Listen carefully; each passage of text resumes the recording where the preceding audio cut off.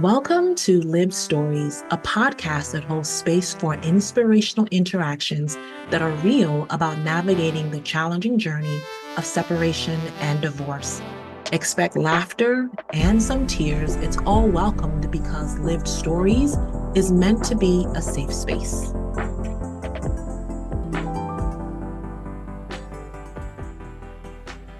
Today, I am chatting up with my sister friend, the one and only Staci Hallmon. Hey, girl, hey. Hey, Liv. Thanks for having me. This is so exciting. Thank you for saying yes. Y'all, when I tell you I called Staci, I was like, girl, I have this idea. And this is just typical Staci. She said yes without even really understanding what I was getting ready to ask her. For those of you who are listening, I think you're familiar with kind of my format. Before I even talk to guests, I ask them to send over a 1 to 2 sentence about, what they have to say about themselves, almost kind of like serving as an intro, less about what they do, but what they believe and who they are. And I'm obsessed with what Staci wrote because it is just so her, but I'm going to read it so you guys can understand who we are getting ready to talk to today. So Staci wrote, I am obsessed with good energy.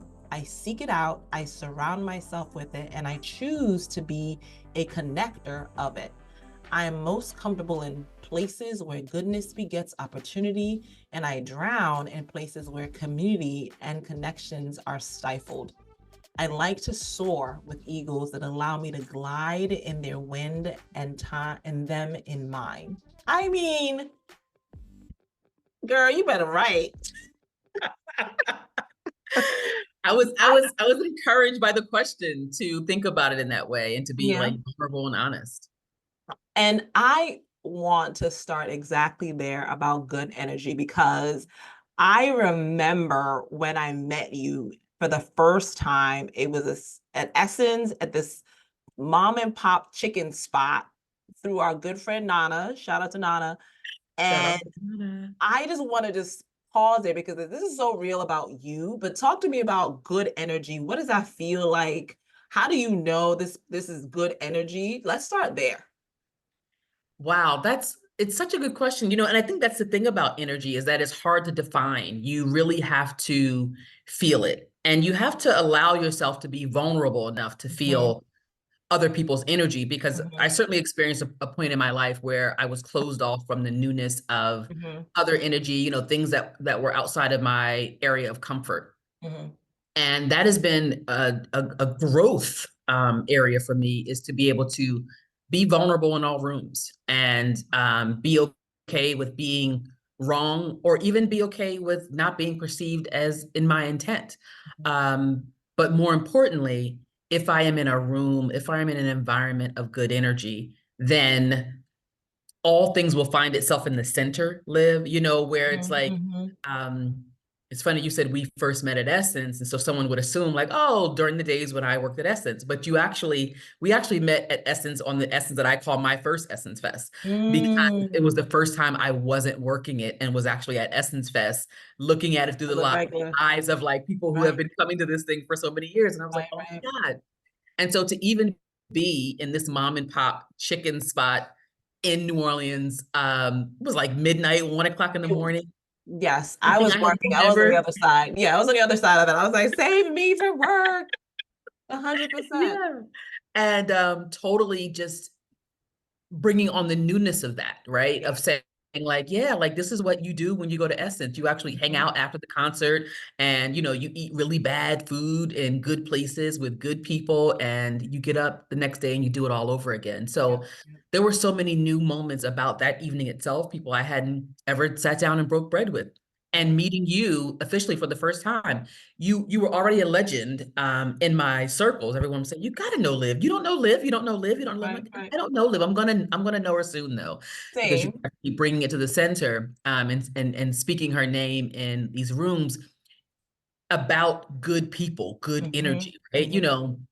There's nothing better when somebody's like, "You don't know Staci. You need to know Staci. She's good people," versus versus like the onset. It's just the face. It's the just pullback of you like, can't say it, but the face. Yeah, right. Because we're quick to say, I don't really mess with that. So, but it was that. And so I was so honored to have that moment of meeting officially. And then the both of us committing like, let's get together after this. Right. Yeah. And anytime. so And so after that, it was let's get together, and some let's get together as you just say because you got to say it, and then some let's get together was intentional, and I That's right. felt the same energy you felt, and I was like, oh, I gotta, because it was very much, you don't know Stacy, and I was like, no, Yes. but I need to, because all of my good friends were saying the same, and so Yeah. eventually, and our world is so crazy that it took a minute to get on the calendar, and we had Yeah. dinner, and y'all, it was like, and people say this all the time, which is just a signal of, it was like I'd known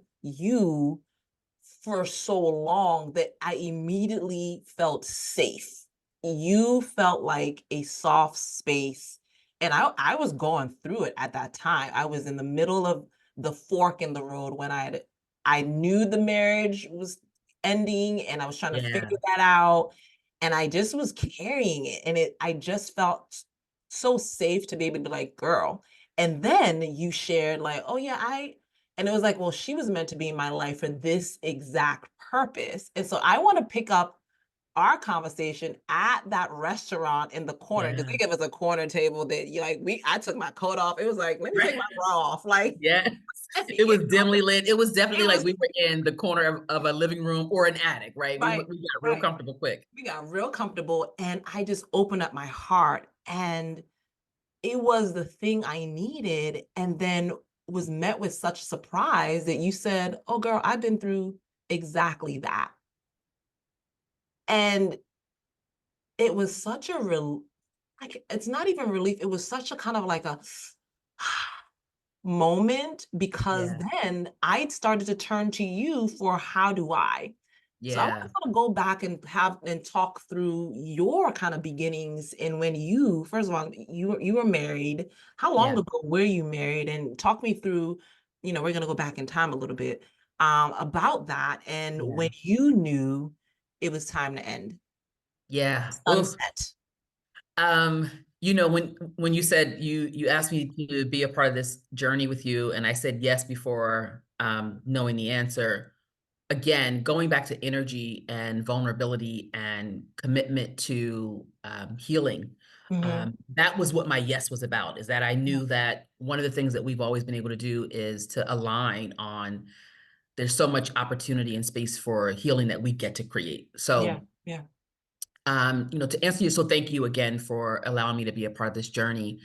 I got married in 2004, Mhm, and at the time, I was a single mother. I had one son already, and I knew, on the first date, all of my friends were like, "Oh my God, how was it? Oh my God, how was it?" mhm, And mhm. not so much because I had gone on a date, but it was the first time I was dating outside of my race. Mm, And not only was I dating outside of my race, I was also dating a man who like wasn't born in this country. And so he had very different ways in which he saw the world, right? Just yeah, because he actually had seen some world, right.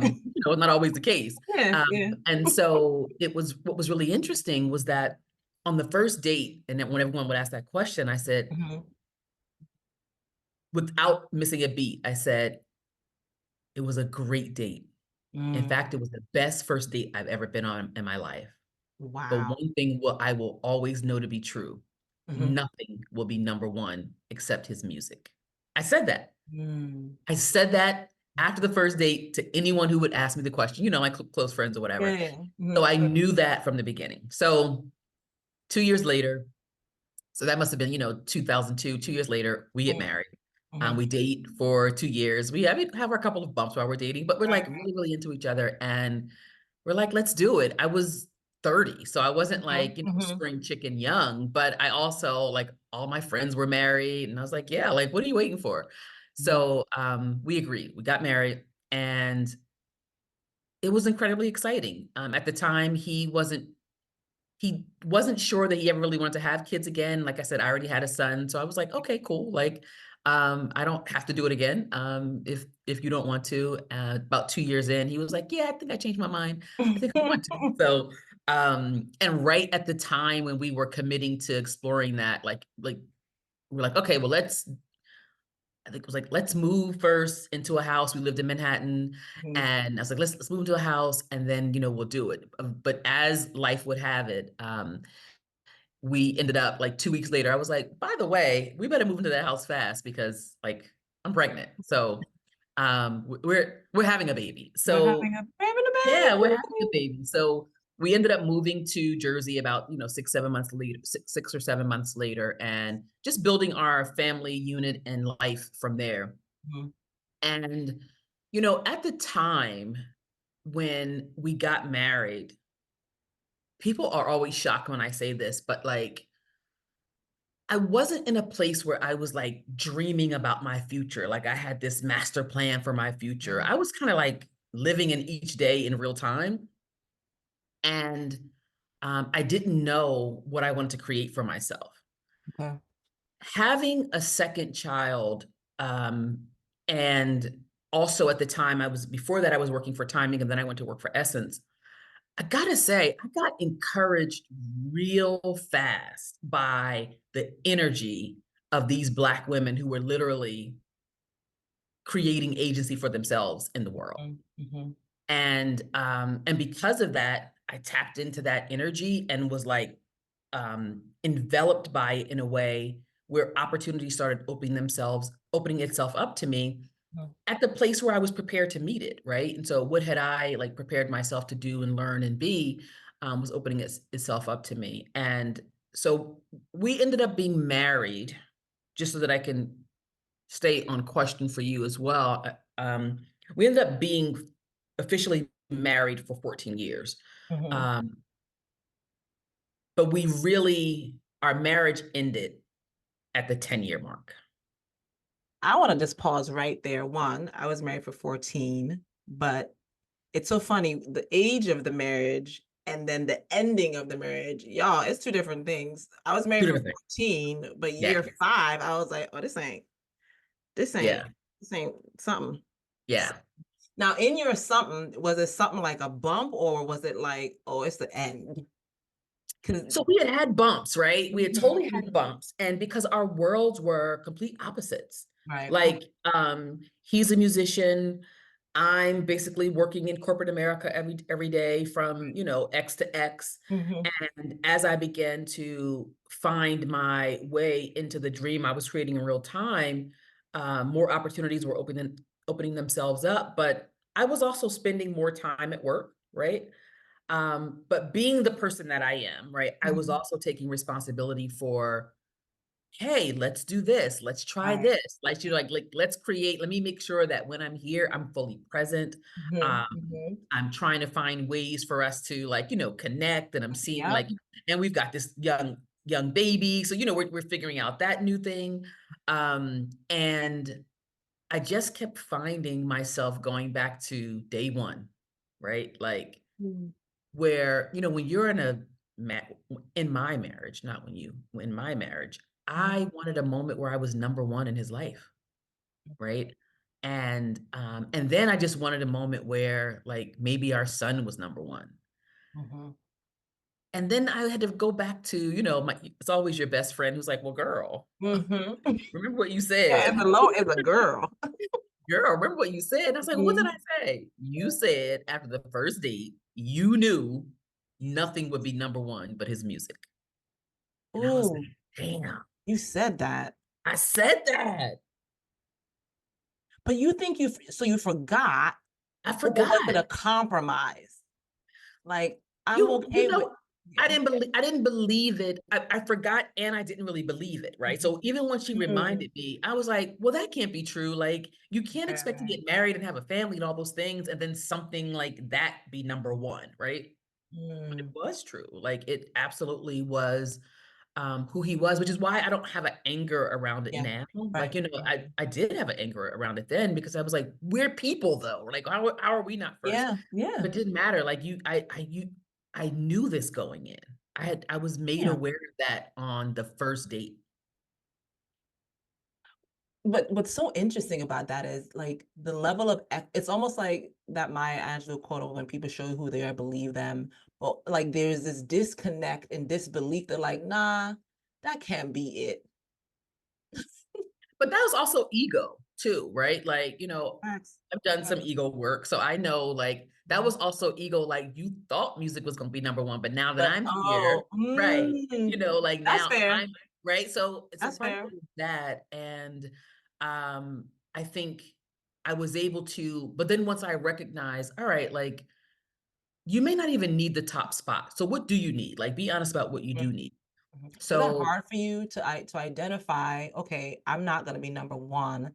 Was it hard for you to find your needs versus your wants, and what was that process like? that was therapy, right? We had a couple Mhm.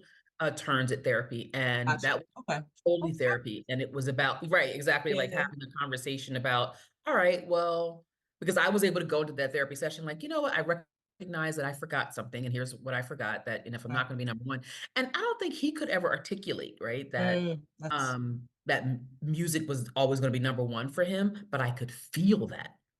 Like I mhm. could feel that in all of his actions. Like I could feel that by the way he like, you know, so let me just tell you this. There were times when I would see him like care for his drum and I just wish I was what this was the drum. Yeah.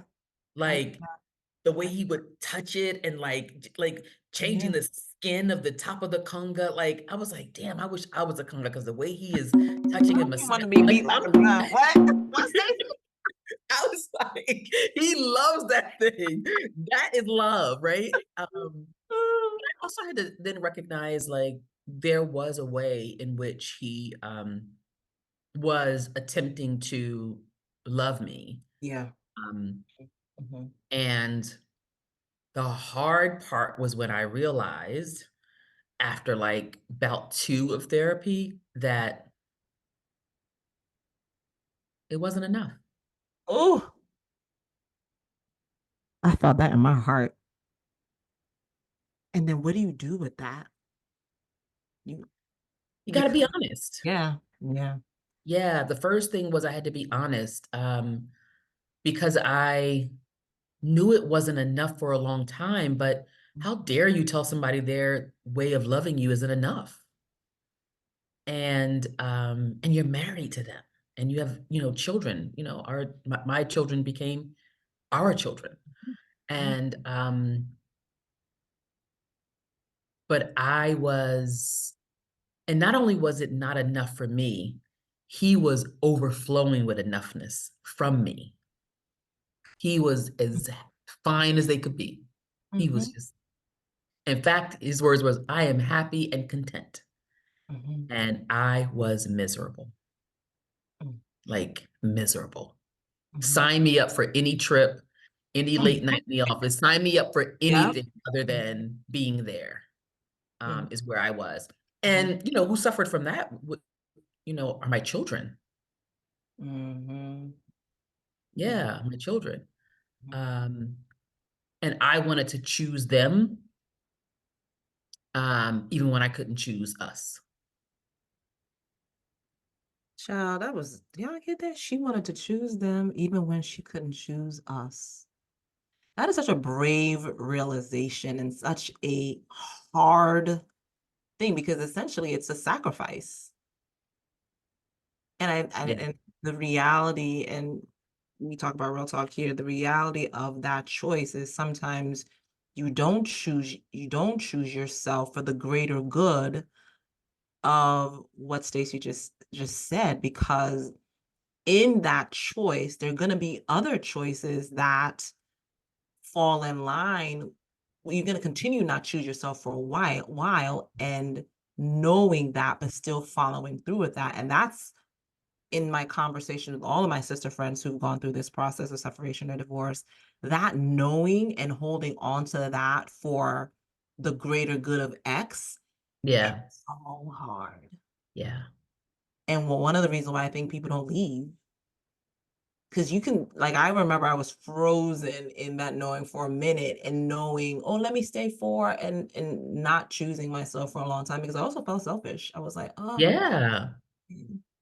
Yeah. So when Yeah. did you now decide to act? I know choose my kids and what the greater good is. What was action? How do you take your I had action? to redefine the greater good, right? You Mhm, know, the greater good is produced and visualized in a way that says you stay for the children. You keep you stay and you made a covenant, like you're in a marriage, that's a contract. Like that was the picture of the greater good for me. And I was like, but that Mhm. can't be the greater good I know. if I am tormented, right? That can't be like, whose greater good is it? And so, and what I also realized is it wasn't just me that was experiencing the torment. Mhm. It was also everybody else experiencing me in torment, right? And Ooh, so when I yes. talked about when I'm thinking like staying in it for my kids were like, I like, know. yeah, like this is not good energy, mom. Like we're actually not good with this energy that is present here. So like what can you do with that? And so I started to find all of these ways to um because my husband and I were opposites, right? There were a Mhm. ton of things that me and my kids would do at like together that he was not interested in. And Mhm. some things we would do together, but it was just a ton of stuff that he wasn't. But I would do things with them and I would just feel like my heart and just joy and bursting and just like, so it wasn't as if I was angry about home or like home life. I just wasn't in a marriage that was serving the energy that I wanted to bring and experience and all of those things. Mhm. And sometimes it was very deflating, like really deflating. Yeah. So, like I said, we had tried therapy a couple of times and we went on a trip, family trip. All of us are there. Mhm. And I was going to South Africa for work and it was going to be my first time on the continent. And I was like, I can't just go to South Africa for 3 days and then just come back home. So I Right. took vacation on the second half of the trip and my family came in. And because, right, like I wanted to do all the things and be all the things, um, in 9 days, we visited, Joburg, Soweto, Cape Town, Durban, Kruger National Park. And so some of those days we were like, you would be somewhere all day, you sleep overnight, you get up at 5 in the morning, we would take a plane to somewhere else. And so it was like an aggressive schedule at times, but it was in my mind, it was like, it's fun. Right. And the kids were all into it. And I found him just like annoyed with the rigor of the schedule. Like, Gotcha. Gotcha. do we have to get up at 5? Like, do we have to do this? Um, and I realized I was living this life that I had dreamed for myself and for my kids, like being able to be, on the continent and being able to jump up and do and being all these places, and it not be hard and difficult. And I was in pure joy and Mhm. he was in misery Mhm. and he Part of was me in wants to be like, welcome. No. right. Yeah, part of me was, and I was like, "Yeah, it's exactly how I felt, Mhm. like, Mhm. this is" yeah, and so we had, like, this really intense it wasn't an argument, but it was a really intense conversation, like, 2 nights before the end of the trip, I would say, and it was one of those conversations that ends in, like, "This isn't working," Mhm. right? Like, "This isn't working." And we'd had those conversations before, and I woke up the next day, and normally I would have something like right here, like, "Fix this," Mm. like, "This is Mhm. not what you saw," like, "Fix this," right, like that. But also the ownership that it's your in your mind, it's your job to fix it. "You fix it." Yeah, you fix it. Mhm. Mhm. Yeah. And the next morning, I woke up and I started moving around, like, and I didn't realize that I didn't have this voice, but Mm. I about 2 to 3 hours into my morning, I had the voice of do you feel this peace? Loud and clear is what the it said, Mhm. "Do you feel this peace?" And Mhm. the peace was not about us being over. The peace was me accepting that we could be. Mm. Because I had just never accepted that before. So we Mhm. tried therapy again and we did 2 sessions and the therapist said like, my job is really trying to keep people together." He said, "But Mhm. have you guys ever considered mission accomplished? Like you did all you could do together?"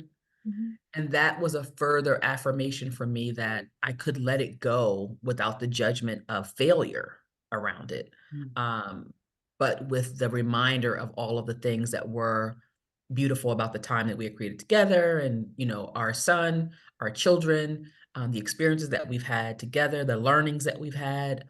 Um, but I knew that I had to release that from my life, that we were so far apart without a desire to meet back in the middle. We were far apart. We were far apart, and both still going hard in our opposite directions. Mm-hmm. So that was a hard decision. But it's one of those things where it's like, make a decision and make it the right decision. And I had to make it the right decision.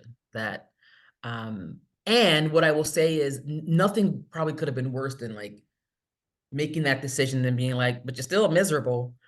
Um, there was a transition, but I immediately felt Oh joy. my God. I immediately felt relief. I immediately felt unburdened by it. Burden. That's a good word. Yeah. That's that I'm akin to that because I can Yeah. say the same Yeah. um as well.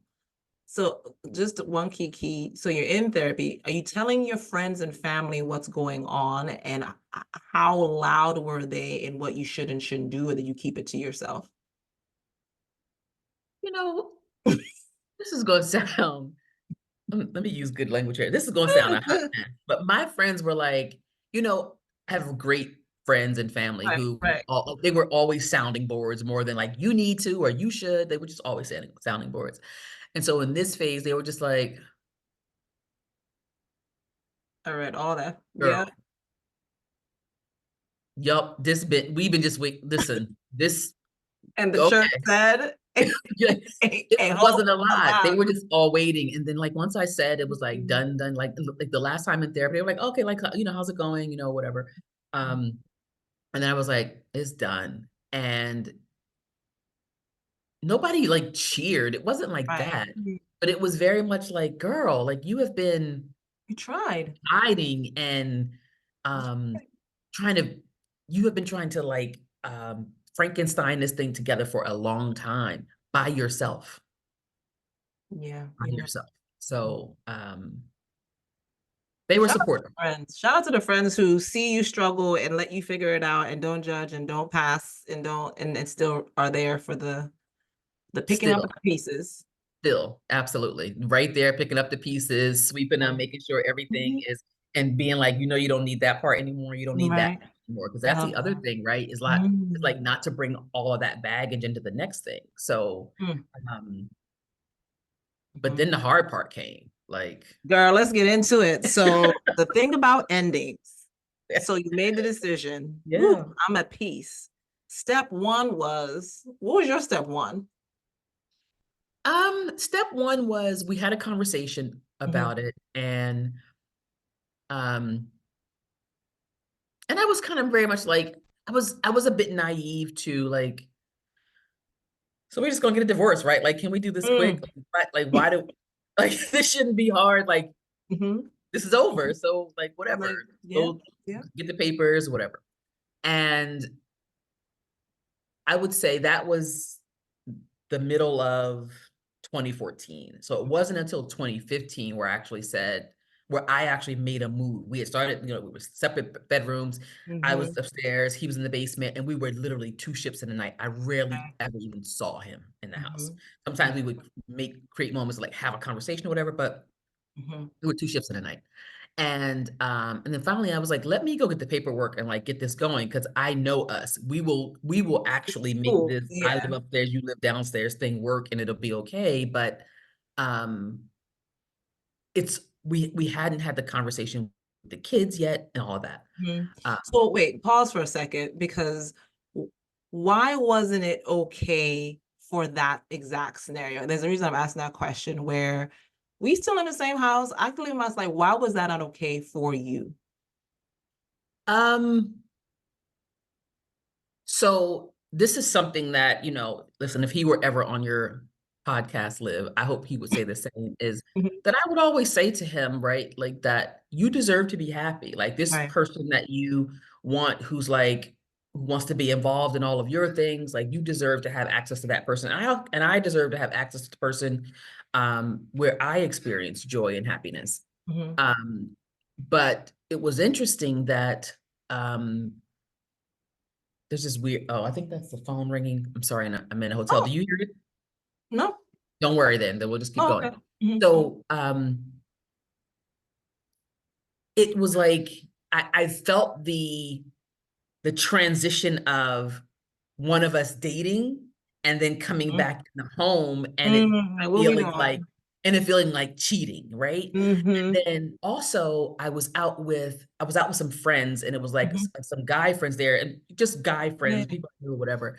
And one of the guys said, I am not dating a woman who is still living in the house with her husband. I don't even care if they're divorced. And You I felt was like, judged. You felt judged. oh, okay. I said, Oh. and he was like, why? And he said, because he said, if I'm in a relationship with a woman, he's like, I become her protector. He's like, so I can't come to your home and protect you. I can't do anything. Like you Mhm. live in the house with your husband. And I was like, oh, damn. Like I hadn't even thought about it like that. Right. Like, because I wasn't used to a protector. So I'm like, Right. oh, that's what y'all doing now, protected. Okay.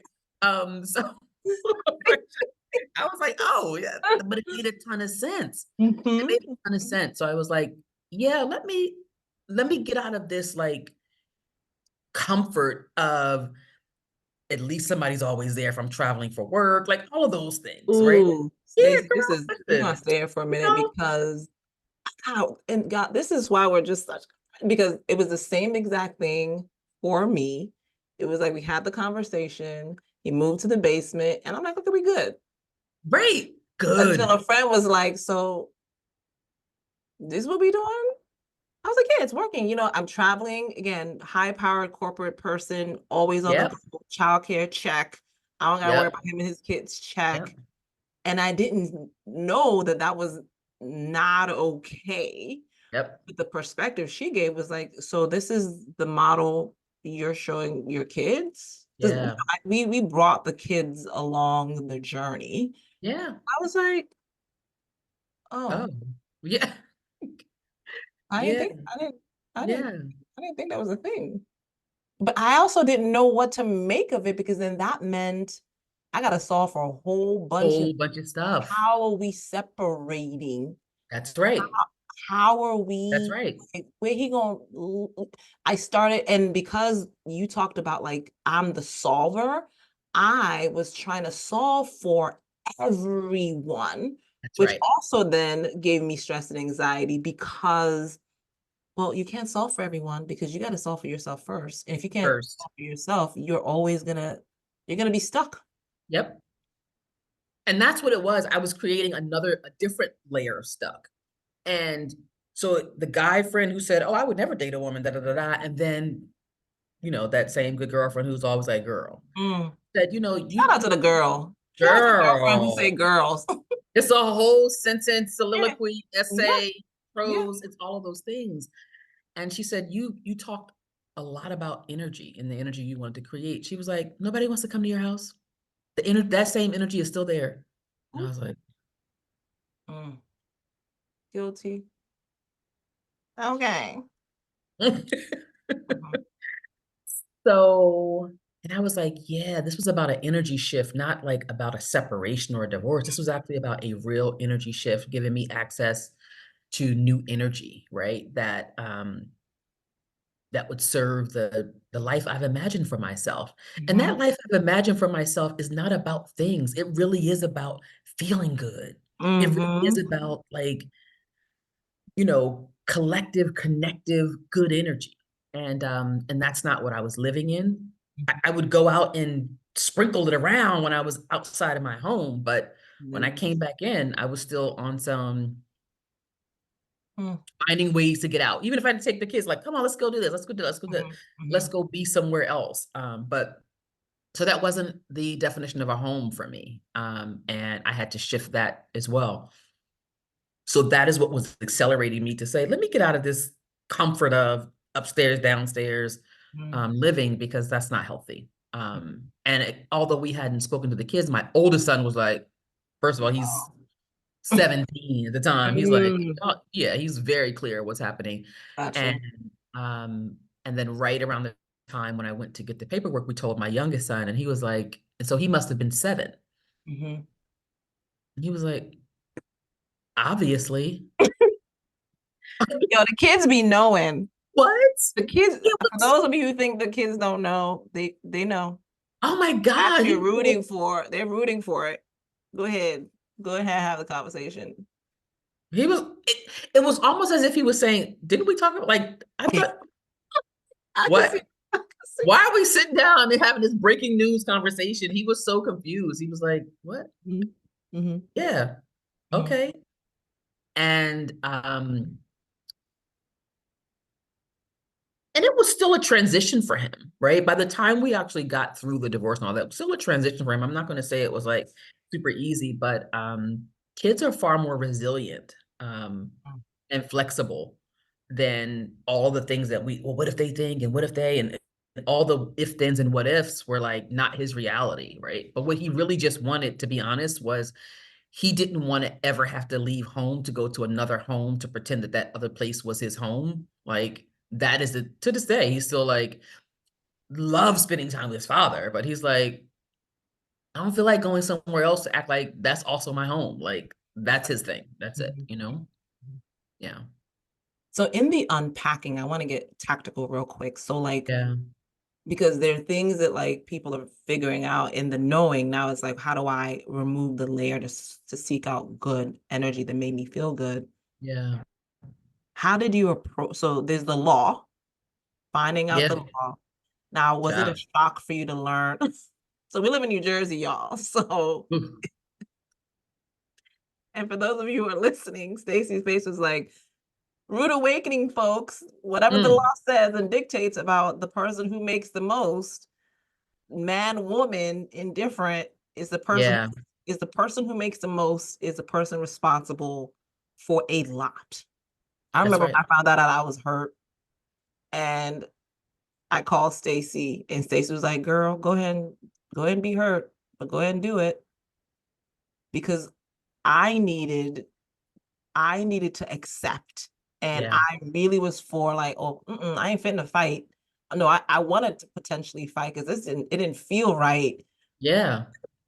I needed someone who knew my story and knew me enough to be like, girl, don't even don't I've been through that and don't even That was by Miss Sophia, yeah. don't trade places with what I've been through.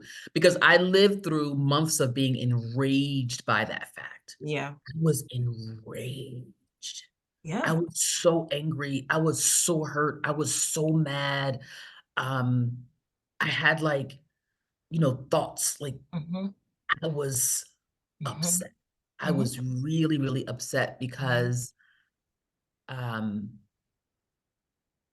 How dare how dare you? Yes. all my life I no All of it, yeah. right?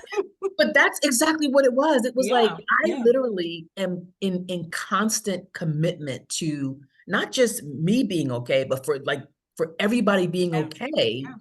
right? That it feels incredibly unfair, right? That now that I'm going to have to continue to make sure everybody is okay, that you're still included in that everybody.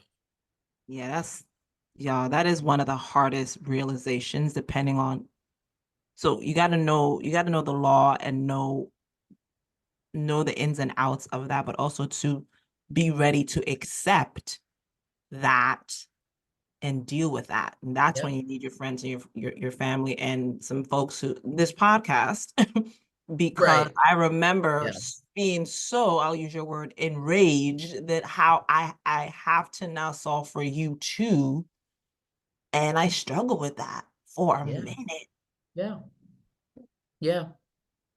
And that is And real. and so with that, my immediate step was like, oh, because I had gone and had gotten like a real 1, 2, 3 lawyer at first. And then I was like, oh, we playing like that, right? And so I Mhm, went and got a different lawyer. mhm. And, that lawyer was like built, cut, designed, cut from a mold of we go for the jugular. And she was ready to go for the jugular. And so to a point where I had to stop it and then actually like take control.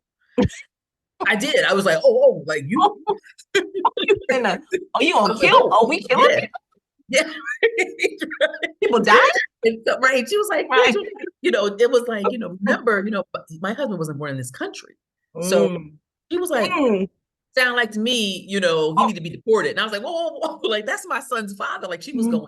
are. Mhm, mhm, And, but lawyering is about amassing the evidence to tell the story that you want. And we have certainly amassed evidence to tell that story if we wanted to, but that's my son's father. And like I said, not only does my son love his father, mhm. I also loved him. Yeah, I yeah. also loved and respected him enough to, I wasn't trying to destroy him, even though he was okay with hurting me, even though.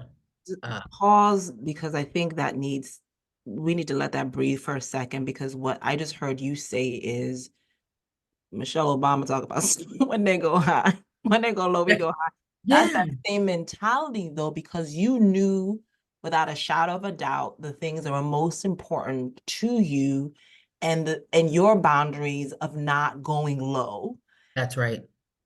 And that is important and vital, because lowering up will get you so hemmed up, because Hmm. it does sound right, but at what cost? At what cost? At what cost? Yeah, And so at when what I cost? called, Staci, she was like, "Girl, don't hit Miss Sophie, Right. Don't trade places. don't trade." But Yeah, I needed Staci's story, and I needed to hear that so that I wouldn't be reckless with myself, because I knew I didn't want a crazy dramatic divorce. I wanted yeah, an amicable divorce, and there are such things. that's And right. so I sought out mediation because I knew the importance. My kids love their dad, and I Right. love my ex-husband because that is the father of my kid. And I didn't want to create an environment that made it hard for my kids To and love their me. dad. And that was my North Star. Yeah, And so that's right. every decision had to match, hard as it was, that North Star. Yeah. And the North Star came from Staci telling me, "Girl, don't do what I did for a Well, minute." I remember saying this because this was the revelation I had gotten. Mm-hmm. Mm-hmm. The revelation was, what are you willing to give up to get what you don't have? And Yeah. that was the revelation that changed it all for me, because I was like so unwilling to give up this financial requirement that was being put in front of me, right? That I was willing, I didn't want to give that up, which meant I couldn't get access to that new energy and that joy and that thing that I was seeking, because I was holding on to Mm-hmm. the money. Mm-hmm. Mm-hmm. And what I haven't talked about, but what was obviously, I don't want to say obvious, but what had was a part of all of this was like prayer and meditation, and then my own therapy Tools. way Yeah. through this process as Yeah. well. That's true. And That's true. that was like a real download for me, right? Mm-hmm. Like, what do you hold Mm-hmm. on? Like, so you're gonna hold on to the money? I'm like, that's what this is. Like, because you might struggle a little bit because you got to do that. Mm-hmm. And Mm-hmm. in that prayer, I also got a revelation of, you've struggled before and you've always come out of struggle. So if you trust me, right, through Mm-hmm. this struggle, then Mm-hmm. know, and every time I bring you out stronger and better and more fortified and da da da da. And so I did that. Mm-hmm. And at first, I did it for the first couple of months. I was like, it's a digital payment, but you would have thought I was counting it in ones. I was so mad, right? But then I just, I released it. I released it. I Mm-hmm. released it. I released it. And the more I released it, the more joy I felt in my heart, to the point where I started to like create songs and dances like, he go, yo, man, like to myself. Like I would Mm-hmm. like, Yeah, yeah, yeah. just blessed that I actually could give it, and I Mm-hmm. wasn't hurt. I Mm-hmm. wasn't destroyed. I wasn't robbing Peter to pay Paul. I didn't miss meals. I couldn't not travel. Like, Right. my life was okay. And so I did that, and then God just started showing off. Mm. And so, and the first thing it was with was like, I would invite people to my house and they would be like not wanting to leave, because that energy, not only did I want to create the energy in my space for me, but I knew that I wanted to connect it and be surround myself with it and all those other things. And so people just started like showing up at times, friends who hadn't been at my home in years, because the energy Mm. was, Mm-hmm. Mm-hmm. And, you know, by the time the pandemic came, I was long divorced, but Mhm. like my house was the pod. Oh, I love that. Vision realized. So things I heard you say, freedom ain't free. Yes. Get you a therapist. Because Mhm. you do know, real talk, you do need someone specific to you and your wiring to Yeah, unpack what some of these hard decisions you're going to make and make peace with that. So you need to surround yourself with the right. We go get our hair done, we go to a professional for our nails. You need the right professionals to help you through this process. You can't do it alone, and you need your friends who are going to help you through the like Sophia moments, and that that's right. requires vulnerability and open. You got to open up yourself up. Yeah. Can't be afraid of people judging you or thinking way or anything, because you're not going to be able to do it alone. No, and a part of that is like taking off Mhm. so many masks I have been wearing Mm. in public and in private, but also that not doing it alone was a part of the through line for me is that I needed community in this transition.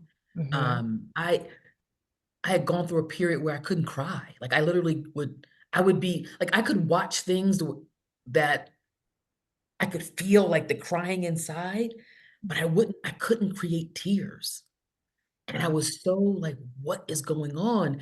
But I was so hardened, is what I recognized. And I remember the first time crying out of coming out of that experience. But part of it was because I was again allowing vulnerability and community and the tearing down of my own ego, and all those layers that had gotten so hard to get to my soft center again.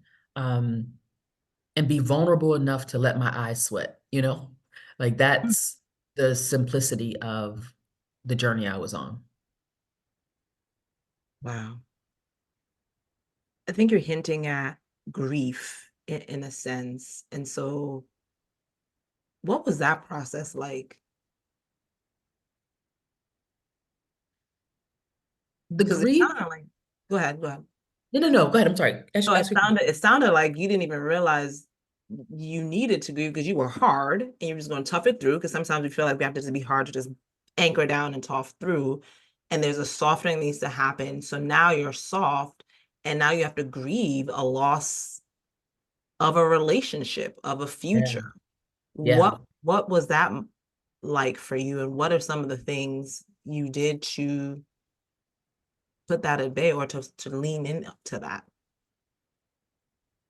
So because I've not been shy about really spending time with the work on me, what I realized I was grieving most was the story that I was used to telling about my life. Oh my God, me and my husband, we did this, or oh my God, me and my husband and the kids, or oh well, no, my husband and I, like I was Mm. leaving the story of what I used to say, used to be able to say, and I was also grieving the idea that my new story was I am another single Black woman, with the responsibility of caring for my family at the highest level.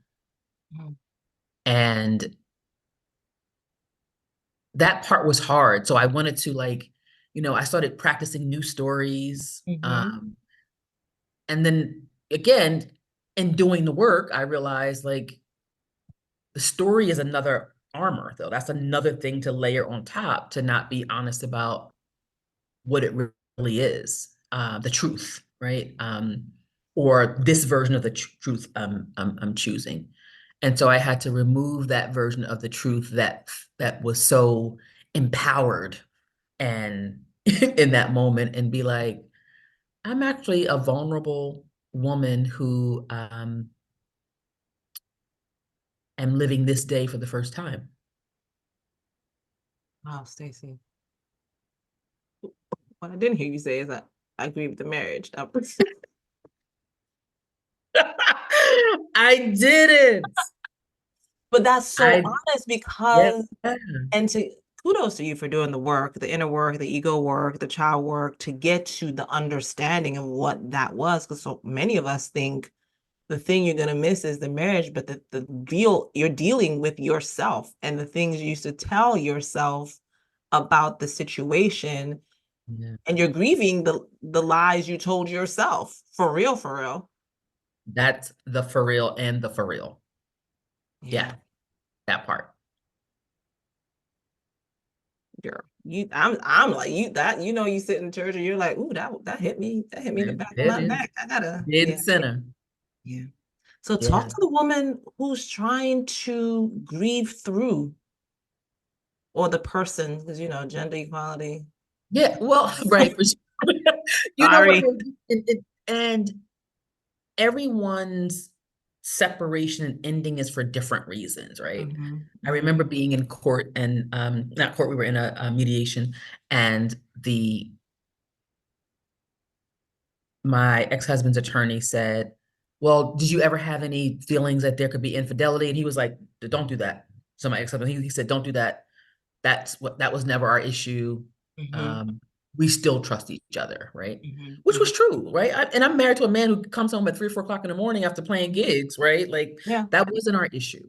Mhm, mhm, And so I say that to say, when you talk about the different reasons that people choose is this separation thing is that is also the through line for it. All of it has to be, am I able to serve and feel served in this relationship, right? Am I in an exchange? I love when Brene Brown talks about Oh, everybody's not going to come and be able to give 50-50 every day, but you have to have a mhm. conversation about, I'm at 20, that means you got to be at 80, right? Yeah, And so, yeah, and can you be at 80? And if I'm at 20 and you're at 80 and you can't be at 80, then that's a real conversation we need to have, yeah. right? Not to say it's the world is over, but we need to really discuss that. Mhm, mhm, And when you are going through this process, oftentimes we are holding on to the idea that we could have been 100, but most times you never were. It wasn't Ooh, as most times you never were at 100. So you start to grieve the idea of what it could have been, but it's often what it never was. mm, For me, I was grieving mm, like I never had that. Like I never had, mhm, nope, it was never that thing that I was mhm, could have been grieving. So, mhm, and then when people are blindsided in relationships, that's really hard, right? When you are mhm, thinking I'm all in and, all of those things, everything is going great. But oftentimes we overlook those behaviors that contribute to us actually knowing something ain't right. mhm, mhm. Because you want to believe the story that you created in your head, right? Yeah. Um, Ooh, from that first date, I went home and created a story about what my life could be like with him. mhm, mhm. And that's what the story I kept trying to make be the story. It never was the story. Wow, that's so good, Stacy. Okay, okay, Coach Stacy. Ooh, Oh, I remember, so I got divorced during the pandemic, and so I didn't have to go to a court. And I remember I was at the Lowe's because I was like, it was like COVID was in my house, so he had moved out. He's happy, he's in his space, and it was like it's time to redecorate. It was like, whoosh, whoosh, throwing everything out and rebuilding. yeah, And the judge called, and it was just, you ready to be divorced? And I was like, yeah, but I honestly thought I'd be twerking in the streets. yeah, I was yeah, sad. And I couldn't figure out why I was sad because this is the thing that I've been like the goal, what like we were at the goalpost, like it's over. And I didn't realize, oh, now there's a whole new process. yeah. And I had to like figure out how to deal with that because and it took me a while to be like, oh, I'm grieving the story. I'm Mm, grieving all the things you just said. And it's just like it just resonates so much. That's mm, exactly what that was. And my therapist talks a lot about grief, and like grief never goes away. It's just you continue to live life. And if you think about a jar, you start putting more things into your jar. Grief mhm. still's there, but it's just other things fill it up. So That's if right. it's smaller for anybody who needed that. So I Yeah. want to now, I mean, let's talk about instilling hope in your love story and where you are now. First of all, I want to know, you get married again? Ooh, so here's the thing. Mm. I Oh, and for those of you love who are not seeing her, her shoulders are arched, her voice just changed. She giving me shoulder dance, eh, seesaw eh, me. eh. But so my answer may surprise you in that Mhm, I love love. I love mhm, loving. mhm, I love feeling love. I love being in love. I do. I love it. mhm, Um, and I understand the construct of marriage very differently now after having gone through divorce. mhm, And what I realize is, after you have a breakup with somebody, the first thing they say is, well, can't we just be friends? And you're like, I'm actually still friends with all of my friends. Like I never had a breakup with them to then have to define that we're still friends. And the thing about marriage is it is a contract. And it is a contract that stipulates love and commitment. And what I recognize is that there are laws in that contract that don't serve my where I am in my life now. And if I was still a 22-year-old young woman trying mhm. to, build an empire with a doe-eyed boy I met, in the at the whatever, um, I would still have I may still encourage, the idea. My son just got engaged. Like I'm so excited. I'm about to be a mother-in-law. Yes, yeah. So I'm like excited. And not just for the idea of there's going to be a wedding and we get to plan an event, but like really excited to uh, be another mother for her, right? And Mhm, what that means, and to, welcome her into our family the way her family is welcoming my son. So I say all that to say is I have no desire at my age and in my life cycle now to sign a contract about my love and commitment. mhm, But I have no issue mhm, committing to the rest of my life to someone. mhm, I have no issue with that. So um marriage contract, I'm good. mhm, I'm good on the contract. Committed relationship, absolutely. mhm. Absolutely. Talk to me about what you've learned about yourself in this process. Grace and gratitude. Those are my G's right there. Grace and gratitude. It was so hard to get to a place where I could be grateful even in the hard moments.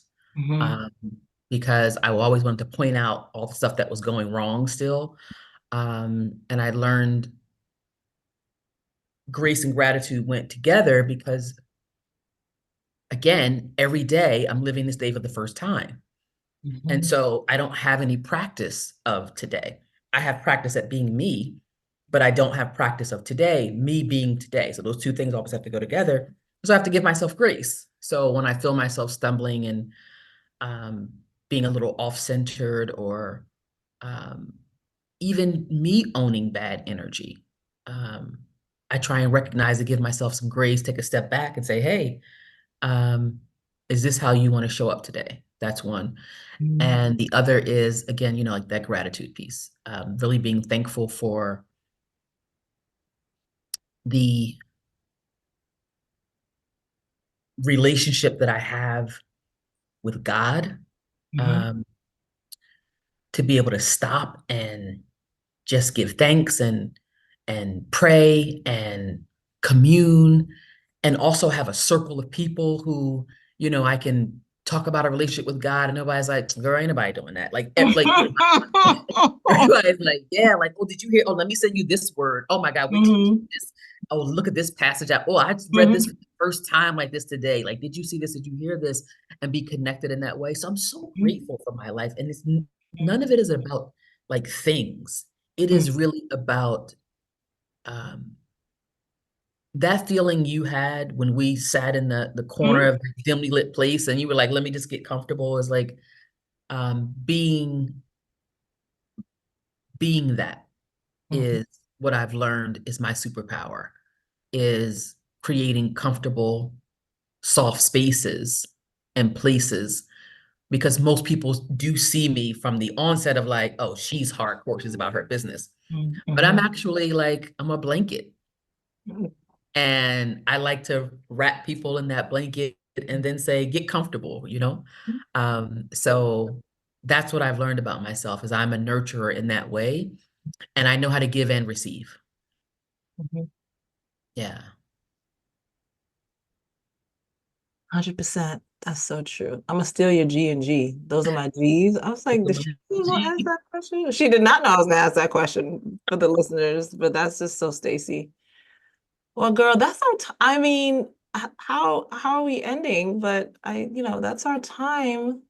I just thank you so much for just being a blanket to me, for my listeners. We'll get you guys all connected to Staci, and thank you for sharing your story, being vulnerable in that, and being open and honest with me, and also kind of yanking me by my neck, like, girl, don't do that. Always. Not even girl, don't do that. So I thank you. I thank you so much for your time and for sharing your story with us. Thank you so much. Thank you for having me. And I am just so honored and proud of you for making this space for women like us, because we didn't have a blueprint. And I know my way wasn't the perfect way, but I was able to create perfect moments along my way. And so happy that I could drop some of those gems with you, that it could support you. And now look at you supporting others. So I love you. I love you. All right. Lived community, thank you so much for your time. That is the end of my conversation with my sister friend Staci. If you felt this resonated with you, like, comment, share. It's important to share, and I look forward to connecting with you another time. So long, friends. Thank you for listening. We want to express our heartfelt gratitude to our incredible community. Your strength and resilience shine brightly. And together, we're creating a safe space filled with solace, guidance, and inspiration. If you resonated with today's episode, share with anyone who might find comfort and support this conversation. Let's spread warmth and encouragement and hope. Join the Lived community on social channels. It's Lived Stories on Instagram, Facebook, YouTube, and TikTok, where you can connect with like-minded women, share your story, and access even more trusted resources. Until next time, take care, and remember, you're not alone in this journey. You are stronger than you think, and you can do hard things.